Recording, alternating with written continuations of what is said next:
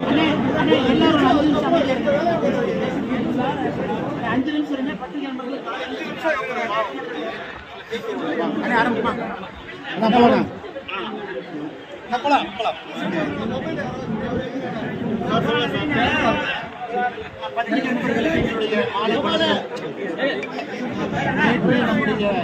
மாநகரில் நடந்த இந்த துயரமான சம்பவத்தில் 40 அப்பாவி உயிர்களை பறிகொடுத்திருக்கின்றோம். 56க்கும் மேற்பட்ட நம்முடைய சொந்தங்கள் இன்னைக்கு மருத்துவமனையில் அனுமதிக்கப்பட்டிருக்கிறாங்க. அதில் சிலருடைய நிலைமை இன்னைக்கும் கவலைக்கிடமா இருக்கு. இன்று காலையிலிருந்தே நாம் பார்த்து கொண்டிருக்கின்றோம். கரூர் மாநகரம் முழுவதுமே, மாவட்டம் முழுவதுமே நம்மை விட்டு பிரிந்தவர்கள் அவங்களுடைய உடல்லாம் வீட்டுக்கு போக ஆரம்பிச்சிருக்கிறது. மொத்தமாக அழுகுறல் மட்டும்தான் நம்ம கேட்கணும். மருத்துவமனைக்குள்ள காயம் பெற்றவர்களை பார்க்கும் பொழுது ஒரு குழந்தையை காப்பாற்றுவதற்காக ஒரு கேடயமாக தன்னை பயன்படுத்தி கொண்ட ஆட்டோ டிரைவர் நண்பர்கள் அடிபட்டுப்படுத்திருக்கிறார். ஹோம்கார்டு அக்கா அவங்க அடிபட்டுப்படுத்திருக்காங்க. எத்தனையோ பேர் தனக்கு பிடித்த யாரோ ஒருவரை பார்க்க வேண்டும், ஒரு தலைவரை பார்க்க வேண்டும் அப்படின்னு வந்தவங்க அவங்க அடிபட்டுப்படுத்திருக்காங்க. தமிழகத்தில் இதற்கு முன்பு இதுபோல் நடந்ததில்லை, இனி நடக்கக்கூடாது என்கின்ற அளவுக்கு இந்த நிகழ்வு நம்ம எல்லோரையும் பெரும் சோகத்தில் ஆழ்த்தியிருக்கிறது. அது மட்டும் இல்லை, காயமடைந்தவங்க எல்லாமே 56 பேரும் பத்திரமாக வீட்டுக்கு போக வேண்டும் என்பது ஆண்டவன் எங்களுடைய வேண்டுதல். அதே நேரத்தில் இறந்து போன உயிர்கள் திரும்ப வரப்போறதில்லை. அவர்களுக்கு நாம் எல்லோரும் துணை இருக்க வேண்டும். அரசாக இருந்தாலும் சரி, சம்பந்தப்பட்ட கட்சிகளாக இருந்தாலும் சரி, இறந்து போன ஆத்மாவிற்கு குடும்பத்தினருக்கு உறுதுணையாக நிற்க வேண்டும் என்பது எங்களுடைய கோரிக்கை. அதனால்தான் தமிழக பாரதிய ஜனதா கட்சி, நம்முடைய கரூர் மாவட்ட பாரதிய ஜனதா கட்சியினுடைய தலைவர்கள், தொண்டர்கள் எல்லாரும் சேர்ந்து ஒரு முடிவு எடுத்திருக்கிறோம். மாநில தலைவர் அண்ணன் நயினார் நாகேந்திரன் அவங்ககிட்ட நான் தொலைபேசி மூலமாக தான் சொன்னேன். இறந்து போன ஒரு குடும்பத்திற்கும் ஆறுதலாக கரூர் மாவட்ட பாரதிய ஜனதா கட்சி 1 லட்சம் ரூபாய் அவர்களுக்கு ஆறுதலாக ஒரு தொகையை அடுத்த ஒரு 10 நாளுக்குள்ள அவங்களுடைய இல்லத்திற்கு சென்று அளிக்க வேண்டும் என்கின்ற முடிவு எடுத்திருக்கிறோம். காயமடைஞ்சவங்களும் வேகமாக குணமடைஞ்சு வரணும். இன்னும் ஒரு 10 நாள் கழிச்சு யாருக்காவது மருத்துவ உதவி தேவைப்பட்டா, ஹாஸ்பிட்டலுக்கு டிஸ்சார்ஜ் ஆகி தேவைப்பட்டா அவர்களுக்கும் உதவி செய்வதாக தீர்மானம் செய்திருக்கோம். இன்னும் ஒரு வாரம் கழித்து ஒரு இல்லமாக 40 பேருடைய வீட்டுக்கு சென்று நம்முடைய மாவட்ட தலைவர் செந்தில்நாதன் அமைச்சிருக்கிறாங்க, முன்னாள் மாவட்ட தலைவர் சிவசாமி அவர்கள் முக்கியமானவர்கள் இருக்கிறாங்க, முன்னாள் சட்டப்பேரவை உறுப்பினர் கந்தசாமி ஐயா அவர்கள் எல்லோரும் நம்மளோடு இருக்கிறாங்க. அவங்க எல்லோரும் ஒரு வீட்டுக்கும் போய் அவங்களை வந்து ஆறுதல் சொல்லியிருக்கின்றோம், காசோலையை வழங்கியிருக்கின்றோம். இந்த நேரத்தில் இந்த துயரமான சம்பவம் தமிழகத்தில் இருக்கக்கூடிய எல்லோரையும் கூட கரூரை நோக்கி திரும்ப பார்க்க வேண்டியிருக்கிறது. எல்லோரும் உங்களுடைய வேண்டுதல், காயமடைந்த 56 பேரும் வேகமாக வீட்டுக்கு வர வேண்டும் என்கின்ற பிரார்த்தனை வைங்க அப்படிங்கிறது எங்களுடைய அன்பான வேண்டுதல். பத்திரிகை நண்பர்களுக்கு வேறு கேள்விகள்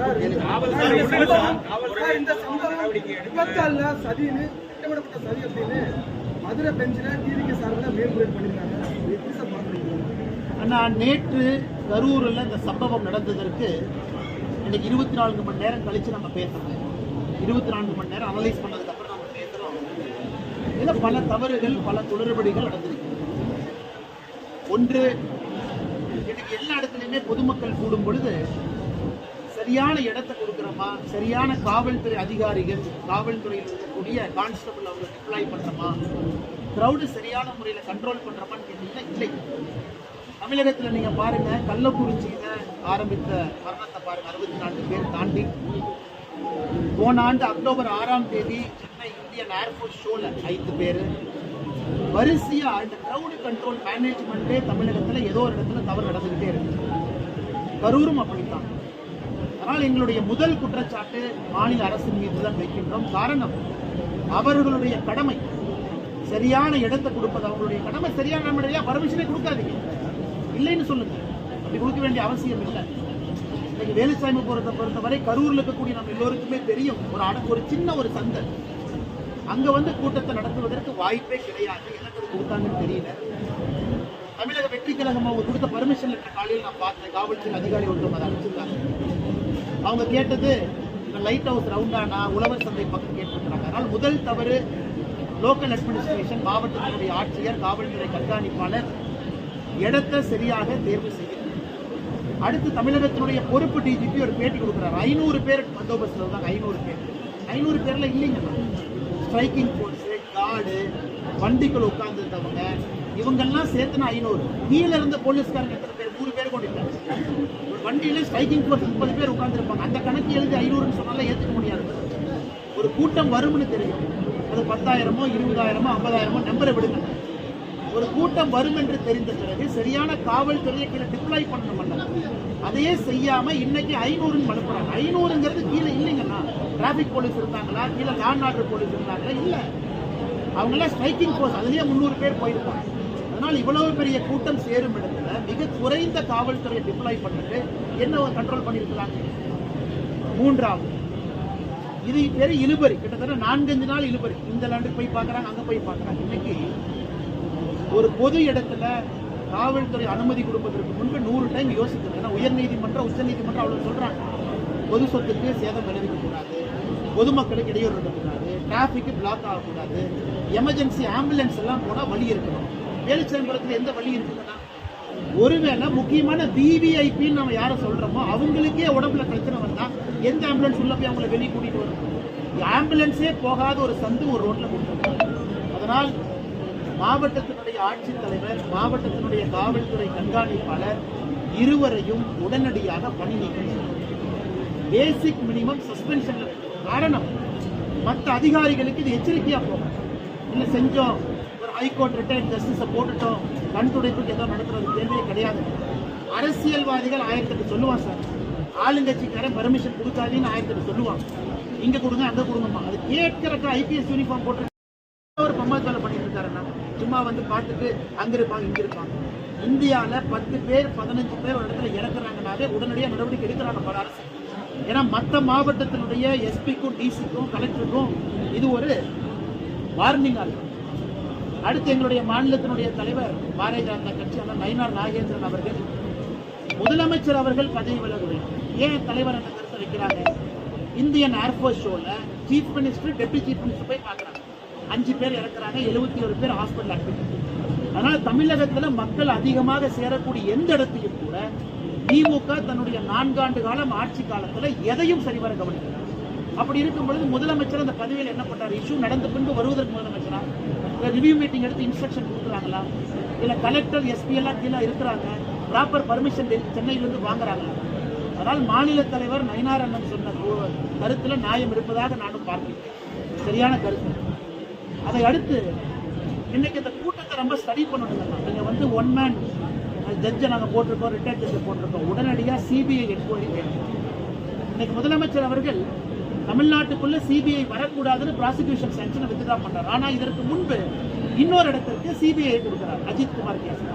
அதனால தாமாக முன் வந்து சிபிஐ என்கொயரி கேட்கணும். அந்த கூட்டத்துல யாராவது ட்ரிகர் பண்ணாங்களா? அந்த கூட்டத்துல விஷக்கிருமிகள் யாராவது இந்த கிரௌட் ட்ரிகர் பண்ணாங்களா? ஆம்புலன்ஸ் எப்போ வந்துச்சு? லாட்டி சார்ஜ் காவல்துறை எதற்காக பண்ணாங்க? கரண்ட் எதுக்காக போச்சு? இந்த எல்லா விஷயத்தையும் சிபிஐ நுணுக்கமாக கண்காணிச்சு யாராவது உள்ள இருந்து விஷமத்தனமாக ஏதாவது செஞ்சிருக்கிறாங்க. நீங்க கேட்ட கேள்வி டிவிக்கு மதுரை ஹைகோர்ட்டு போயிருக்காங்க. உண்மையா பொய்யா, நியாயமா நியாயமில்லை தெரியாது, போட்டுப்பாங்க. ஆனா என்னை பொறுத்தவரை எந்த சந்தேகத்திற்கும் இடம் கொடுக்காம சிபிஐ போன்ற ஒரு அமைப்பு யாராவது விஷயங்களை செருப்பு வீசுறாங்க. ஒரு கூட்டத்தில் ஒரு தலைவனை பார்க்க வரவங்க செருப்பு வீச மாட்டாங்க, வெளியால் தானே செருப்பு வீசுவாங்க. செருப்பு எப்படி வீசுறாங்க? ஏன் கரண்ட் கட்டாச்சு? இதெல்லாம் கூட சிபிஐ பண்ணி ஒரு என்கொயரி பண்ணி முதலும் கடைசியுமாக தமிழ்நாட்டில் வேலை. கடைசியாக எங்களுடைய குற்றச்சாட்டு, திரு விஜய் அவர்கள் ஒரு நடிகர் கரூருக்கு, பெரம்பலூருக்கு, திருவாரூருக்குலாம் வர்றீங்கன்னா கூட்டம் பார்க்க வருவாங்க. எல்லாம் கிராமத்து பகுதிகள் மக்கள் வருவாங்க. ஒரு சினிமா ஸ்டாரை பார்க்க கிராமத்திலிருந்து மக்கள் வரத்தான் செய்வாங்க. அதுவும் நீங்க மொத்த கரூர் மாவட்டத்துக்கே சேர்த்து ஒரே ஒரு பாயிண்ட் வைக்கும் பொழுது மக்கள் எல்லோரும் வரத்தான் செய்வாங்க. குழந்தை குட்டியை கூட்டிட்டு வருவாங்க. அது வீட்டே இருந்தால் குழந்தை கூட்டிட்டு வர மாட்டாங்க. திங்கக்கிழமையோ செவ்வாய்க்கிழமையோ புதன்கிழமையோ குழந்தை டியூஷனுக்கு போகும், படிக்கும். நீங்க வீக்கெண்ட்ல சனிக்கிழமை வச்சா குழந்தை எடுத்துட்டு தான் மக்கள் வர செய்வாங்க. ஏன்னா ஒரு தூண்டுதல், பார்ப்போமே, ஒரு கூட்டத்தை குழந்தை காட்டுவோமே, ஒரு தலைவனை காட்டுவோமே, சினிமா ஸ்டாரை காட்டுவோம். அதனால் விஜய் அவர்களை போன்றவர்கள் இதெல்லாம் யோசிக்கணும், இதெல்லாம் யோசிச்சு வைக்கணும்.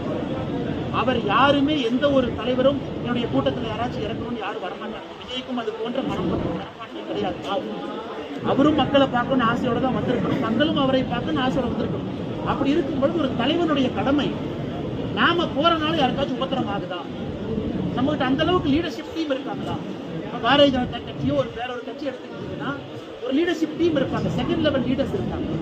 இன்னைக்கு தமிழக வெற்றி கழகத்தை பொறுத்தவரை இப்பதான் தலைவர்கள் வர்றாங்க, செகண்ட் லெவல் லீடர்ஷிப் டெவலப் ஆகும். அப்படி இருக்கும் பொழுது யாரை கண்ட்ரோல் பண்ணுவாங்க, யாரை போய் தடுத்து நிறுத்துவாங்க, இது எல்லாம் விஜய் அவர்கள் உணரும். ஆனால் இப்ப இருந்து அவர் போகக்கூடிய எல்லா கூட்டத்தையும் மாற்றம், வீக்கெண்ட் கான்செப்டை வெளியே வாங்க. ஏற்கனவே நம்ம சொன்னோம், இல்ல மக்களுக்கு உபத்திரம் கொடுக்க கூடாதுக்காக வீக்கெண்ட்ல போறோம். என்ன நாயங்க, வீக்கெண்ட்ல போனா தான் கூட்டம் வரும், வீக்கெண்ட்ல போனா தான் குழந்தைங்க வருவாங்க, வீக்கெண்ட்ல போனா தான் பெண்கள் வருவாங்க. எதற்காக இத்தனை குழந்தைகள், 10க்கும் மேற்பட்ட குழந்தைகள் எதற்காக இறந்திருக்கிறாங்க? வீக்கெண்ட்ல கூட்டம் வச்சனால. அதனால நான் விஜய் அவர்கள் மீது நேரடியாக குற்றச்சாட்டு சொல்லிங்க. இதெல்லாம் உட்கார்ந்து ஆராய்ந்து வீக்கெண்ட்ல ஒரு போன்ற ஒரு மாநாடு தேவையா, ஒரு மாவட்டத்திற்கு ஒரு பாயிண்ட் மட்டும் தேவையான ஆலோசனை.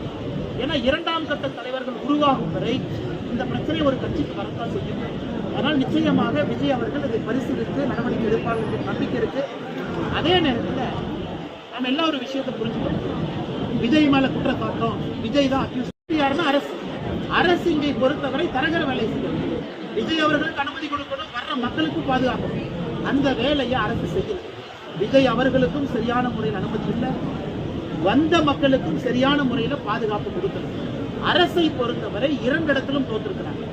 ஒருதலை பட்சமாக பாரபட்சமாக எதிர்கட்சி நடந்துக்கிறாங்க, ஒருதலை பட்சமாக பாரபட்சமாக சாமானிய மனிதர்கள் நடந்துக்கிறாங்க.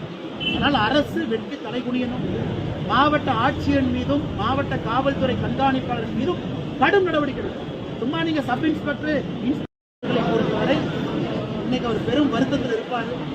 அதனால் எல்லோரும் சேர்ந்து அவர் யாரும் கார்னர் பண்ண வேண்டாம், இதிலிருந்து மீண்டு வரணும். தலைவன் அதை தாண்டி தான் வரணும். எல்லா மக்களுக்கும் ஆறுதலாக விஜய் நிற்க ஆரம்பித்திருக்கிறார்கள், நிற்பார்கள், நம்பிக்கை இருக்கு. 3வது தன்னுடைய பயணத்தினுடைய வடிவமை மாற்றணும். இந்த வீக்கெண்டு சனிக்கிழமை குழந்தைங்க வரத அவாய்ட் பண்ணணும். அதே போல கடைசியா பெற்றோர்கள், ஏன்னா நாம் ஒரு வளர்ந்த மாநிலம், இது நேரடியாக நான் உங்களுக்கு சொல்றேன், நானும் வயிறறிஞ்சு சொல்றேன், நாம் ஒரு வளர்ந்த மாநிலம். இந்தியாவில் நம்பர் 2வது இடத்துல இருக்கிற மகாராஷ்டிரா, படித்தவர்கள் அதிகமாக இருக்கக்கூடிய மாநிலம். நம்ம நடவடிக்கை அப்படியாக இருக்கு. விஜய் கார்ல போகும்போது பைக்ல 100 பேர் போறாங்க, சொத்தை பாக்குறாங்க. என்னன்னா உங்க அப்பா அம்மாவுக்கு ஒரு குழந்தை நீங்க தான், இறந்து போன 40 பேர்த்துக்கு அவங்க எல்லாம் வீட்டுல தங்கம் தான் எல்லாருக்கும். கணவன், மனைவி, குழந்தை, தாத்தா, பாட்டி எல்லோரும் யாரோ ஒருத்தர் இறந்திருக்கிறாங்க. அதனால எதற்காக இப்படி ஒரு மேல தொங்குறது, கோயில் மேல நிக்கிறது, மசூதி மேல நிக்கிறது, சர்ச்சு மேல நிக்கிறது, டான்ஸ் ஷோபா மேல நிக்கிறது, எதுக்கு அப்படி? உங்களுடைய தலைவனை பார்க்கணுமா, ஆனந்தமா பாருங்க, டிவியில பாருங்க, பாதுகாப்பா பாருங்க, கை தட்டுங்க, ரசிங்க, எல்லாம் பண்ணுங்க. உங்களுக்கு அங்கே பாதுகாப்பு இல்லைன்னு தெரிஞ்சதுக்கு அப்புறம் ஏன் போய் அடையிறீங்க? இன்னைக்கு ஒரு ஸ்கொயர் மீட்டரை பொறுத்த வரைக்கும் 2 பேர் தாங்க நிற்கலாம். 2 பேர் என்னதான் பாதுகாப்பு ஒரு ஸ்கொயர் மீட்டர்? இப்போ 100 ஸ்கொயர் மீட்டர்னா 1076 ஸ்கொயர் மீட்டர். எத்தனை பேர் நிற்கிறாங்க? ஒரு ஸ்கொயர் மீட்டருக்குள்ள 5 பேர் நின்னா நடக்காம என்ன ஆகும்? அதனால் யாரின் மீது குறை சொன்னாலும், அரசு, எஸ்பி, டிசி, விஜய் அவங்க இவங்கன்னு யாரு மேல சொன்னாலும், கூட்டத்துக்கு வருகின்ற ஒருத்தரும் யோசிக்கணும். உங்க குடும்பத்துக்கு நீங்க மட்டும்தான். உங்களை இழந்துட்டா அவங்களுக்கு அந்த லைஃப் டைம் போச்சு. ஆனால் நீங்க தயவு செஞ்சு யாரை வேணாலும் போய் பாருங்க, டிவியில பாக்குறவங்கள பாருங்க, யூடியூப்ல பாக்குறவங்கள பாருங்க, தூரத்துல இருந்து பாருங்க. அங்க போனதுக்கு அப்புறம் பாதுகாப்பு இல்லைன்னு தெரிஞ்சதுக்கு அப்புறம் ஏன் உள்ள போறீங்க? எதுக்காக பைக்ல துரத்துறீங்க? என்ன நீங்க கீழே விழுந்தா யாருக்கு பிரச்சனை? மற்றவங்களுக்கு 10 லட்சத்துல ஒருத்தர் நீங்க, ஆனா உங்க அப்பாவுக்கு நீங்க மட்டும்தான், அம்மாவுக்கு நீங்க மட்டும்தான். அதனால அந்த இளைஞர்கள், பெண்கள், குழந்தைகளுக்கு நான் ரொம்ப மன கஷ்டத்துல சொல்றேன், தயவு செஞ்சு இது போன்ற ஒரு சூழ்நிலையை ஏற்படுத்தாதீங்க.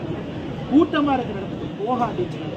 அரசியல் கட்சி, பாரதிய ஜனதா கட்சி, நாங்களும் மாநாடு போடுறோம், பாதுகாப்பா இருக்கு, விஸ்தாரமா இருக்கு, அங்க போய் நிக்கலாம்னா வாங்க, வராது.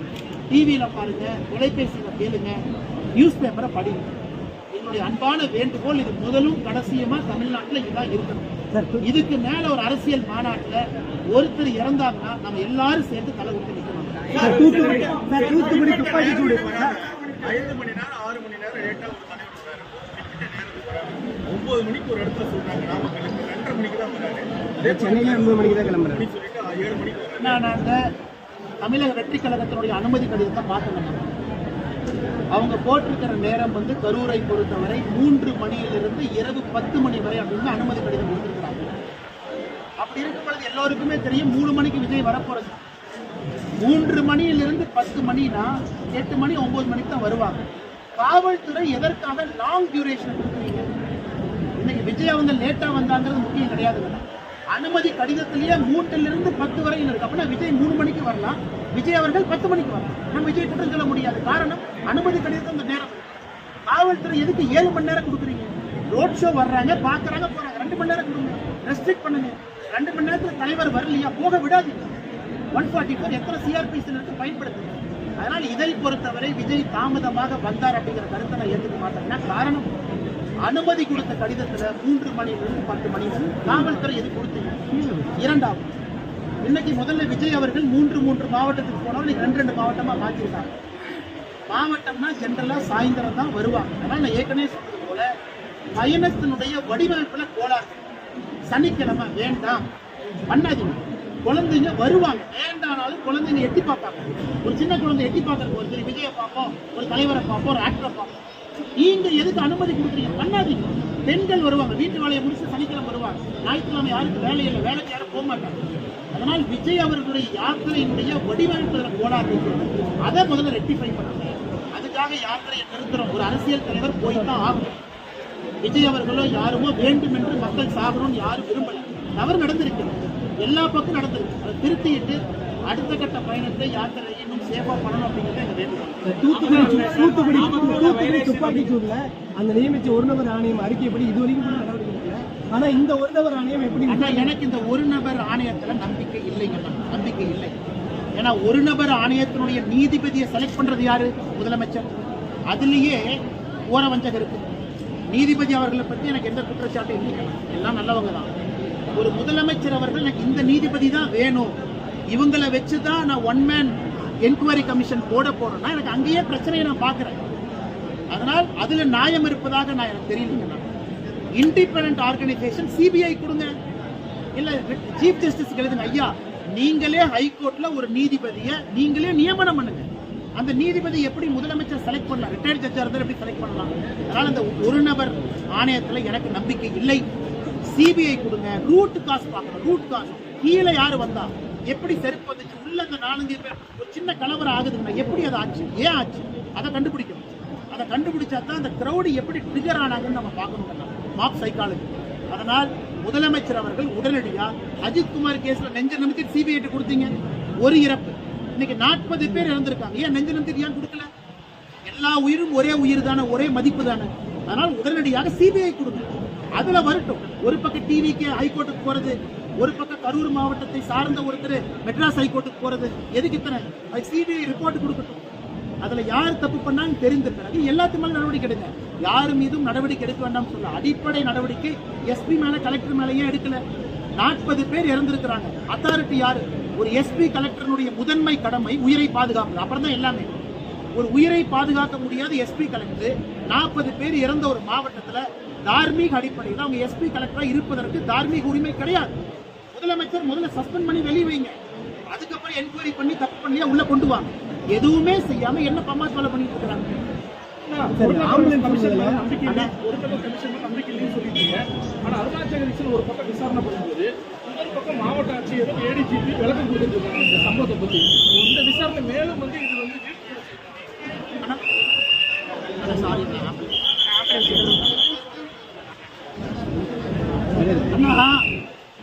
பொறுப்பு டிஜிபி அவர்களும் ஏடிஜிபி அவர்களும் பேசிய பத்திரிகையாளர் சந்திப்பை நான் கவனிச்சேன். எனக்கு அதுல நம்பிக்கையே போச்சுக்கலாம். ஏன் போச்சுன்னா 500 பேர் டிப்ளாய் பண்ணோம். என்ன 500 டிப்ளாய் பண்ணாங்க? அவ்வளவு ஃபுட்டேஜை பார்க்குறோம். போலீஸ்காரங்களே தெரியலையே, 100 பேர் கூட இல்லையே. வண்டியில் உட்கார்ந்து இருக்கிறவங்க, டாக் ஸ்குவாட் வச்சிருக்கிறவங்க, பாம்ப் ஸ்குவாட் வச்சிருக்கிறவங்க, எஸ்பி கூட கன்மேனா வந்தவங்க, இவங்க எல்லாத்தையும் சேர்த்து தான் 500 வரும். பட் அவங்க எல்லாம் டியூட்டியில் இல்லைங்க. எங்க ஸ்ட்ரைக்கிங் ஃபோர்ஸ் வண்டிகள் உட்கார்ந்து இருப்பாங்க, போலீஸ் வண்டிகள், அவங்க தானே புரிய வச்சிருக்காங்க. அதனால அவர்கள் பம்மாத்து வேலை செய்யறாங்க. இரண்டாவது, பத்திரிகை நண்பர் ஒரு கேள்வி கேட்டீங்க, அண்ணே முதல்ல கேட்ட இடத்த கொடுக்காம ஏன் இடத்த கொடுத்தீங்க? அதுக்கு சரியான பதில் சொல்லல. இடத்த நீங்க கொடுத்துருக்கணும். கொடுக்கல அப்படின்னா எதிர்கட்சி தலைவர் அவருக்கு இடம் தான் கொடுத்தோம். எதிர்கட்சி தலைவர் விஜய் அவர்கள் 2 பேர் ஒரே இடத்துல பண்றாங்க. விஜய் அவர்களை பொறுத்தவரை நம்ம நல்லா புரிஞ்சுக்கணும்னா இளைஞர்கள் வர்றாங்க. எதிர்கட்சி தலைவருக்கும் பெரிய கூட்டம் கூடுது. இளைஞர் அன்கண்ட்ரோலபிள். இளைஞர் அவ்வளவு பேர் வரும்போது அந்த எனர்ஜி எங்க கண்ட்ரோல் பண்ணுவீங்கன்னா எங்க மேல நிக்கிறான் அங்க நிக்கிறான். அதனால இது எல்லாம் ஒரு காவல்துறை உணரணும் இல்ல. என்பிஎல நேஷனல் போலீஸ் அகாடமியில மாப் சைக்காலஜின்னு ஒரு கோர்ஸ் இருக்கு. ஒருத்தர் 2 பேர் 5 பேர் வந்து எப்படி பிஹேவ் பண்ணுவாங்க அதெல்லாம் படிச்சுத்தான அதிகாரி வந்திருக்காங்க, படிக்காம எங்க ஐபிஎஸ் வந்திருக்காங்க. அதனால் இளைஞர்கள் அதிகமாக சேரும் இடத்துல யாரு பேச்சு யாரும் கேட்க மாட்டாங்க. அதுவும் எனக்கு சமாதானம் இல்லை. 3வது, ஒரு முதலமைச்சர் அவர்கள் நேரடியாக எதிர்கொள்ளும்.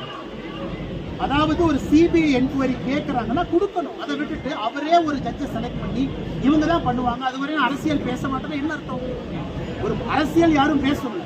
முதலமைச்சர் அவங்க சரி ஒன் மேன் ஜஸ்டிஸ் அவங்க அவங்க அவங்க அவங்க பண்றாங்கன்னா எந்த ஆங்கிள் பண்ண போறாங்கன்னா ஃபோரன்சிக் டிபார்ட்மெண்ட் அவங்க கையில் இருக்கா? எப்படி செக் பண்ண போறாங்க? கண்டிப்பா அதை ஏற்றுக்க மாட்டாங்க. 4வது, பொறுப்பு டிஜிபி ஏன் போட்டீங்க? ஏன் டிஜிபி போட்டீங்க? திரும்ப அதே கேள்வி கேட்கணும். ஒரு டிஜிபின்னு போட்டா அத்தருக்கும் அதிகாரம் இருக்கும். பொறுப்பு டிஜிபி அவரு யார்கிட்ட பேசுறாரு? ஒரு டிஜிபின்னு போட்டதானே கண்ட்ரோல் இருக்கும். இன்னைக்கு இருக்கிற மாவட்ட கண்காணிப்பாளருக்கு தெரியும் பொறுப்பு டிஜிபி அடுத்த வாரம் மாறிடுவார். ஏன்னா யூபிஎஸ்சி லிஸ்ட் கொடுத்தாலே மாத்திடுவாங்க. அப்ப பொறுப்பு டிஜிபி பேச்சுக்கு என்ன மரியாதை கிரவுண்ட்ல இருக்கு? நீங்க டிஜிபி ஏன் போடல? Regular head of police force ஏன் போடல? அதுவும் என்னுடைய குற்றச்சாட்டு. முதலமைச்சர் நான் வேகமா வந்தேன், நான் பேசினேன் அப்படிங்கறதெல்லாம் கிடையாதுங்கண்ணா. சரி வர நீங்கள் கையாளல. சரி விஜய் வந்தனால நடந்துச்சுங்கிறீங்க. Indian Air Force aero show Vijay எங்க வந்தாரா? ஏன் 5 பேர் இறந்தாங்க? அதுக்கு பதில் சொல்லட்டும். அன்னைக்கு முதலமைச்சர் அங்க இருந்தீங்க, துணை முதலமைச்சர் இருந்தீங்க, 5 பேர் இருந்தாங்க, 71 பேர் ஹாஸ்பிட்டல் அட்மிட் ஆனாங்க. விஜய் எங்க போனாரா? உங்களுக்கு கிரௌட கண்ட்ரோல் பண்ண தெரியல. 4 ஆண்டுகள் utter failure. Crowd management, law and order, எப்படி ரிவ்யூ மீட்டிங் எடுக்கணும், டிஜிபி எதுவுமே இல்லை, எல்லாம் ஃபெயிலியர். சும்மா வந்து விஜய் மேல அவங்க விஜய் மேல வச்ச குற்றச்சாட்டு பயணத்தினுடைய வடிவமைப்பை மாத்துங்க, அதான் என்னுடைய குற்றச்சாட்டு. மற்றபடி விஜய் தான் அதுக்கு காரணம், அதை ஏத்துக்க மாட்டாங்க. விஜய் வருவதற்கும் உரிமை இருக்கு, சீமான் அவங்க வர்றதுக்கு உரிமை இருக்கு, எடப்பாடி என்ன உரிமை? ஒருத்தர் வரலாம், 1000 பேர் வரலாம், 1 லட்சம், அது மக்கள் உரிமை. வர்ற மக்கள் எப்படி தடுப்பீங்க? அதனால விஜய் அவர்கள் அவருதான் காரணம், அதை ஏற்றுக்கவே மாட்டேன். விஜய் அவர்கள் மீது இருக்கக்கூடிய தவறு அனுபவம் இல்லாத காரணத்தினால் பயணத்தினுடைய வடிவமைப்பை சரியான முறையில் அவங்க பண்ணணும், அதை பண்ணணும். கல் எறியப்படவில்லை, மின்சாரம் கட் செய்யப்படவில்லை அப்படின்னு ஏடிஜிபி சொல்லியிருக்காரு. ஆனா மின்சாரத்தை பொறுத்த வரைக்கும் நானும் ஒரு காவல்துறை அதிகாரிக்கு பேசினேன். அந்த பசங்க எல்லாமே டிரான்ஸ்ஃபார்மர் மேல ஏறுறாங்க அப்படிங்கறதுக்காக சுவிட்ச் ஆஃப் பண்ணிருக்காங்க. பிரிகாஷனரி மெஷர் கட் ஆகல எனக்கு தெரிந்த வரை. அதான் நான் எல்லாத்துக்குமே மக்களுக்கு சொல்றேன், ஏங்க டிரான்ஸ்ஃபார்மர் மேல ஏறுறீங்க? எதுக்குங்க கோயில் மேல ஏறுறீங்க, சர்ச் மேல ஏறுறீங்க? மாஸ்க் கீழே இருந்து பாருங்க, எப்படி இத்தனை பேர் இறந்துட்டாங்க. இவங்கெல்லாம் உள்ள மாட்டிக்கிட்டவங்க, வெளியும் கிரௌட் இருந்தாங்கல்ல. ஆனால் நாமும் பாதுகாப்பா இருக்கணும், கூட வந்தவங்களும் பாதுகாப்பா இருக்கணும்.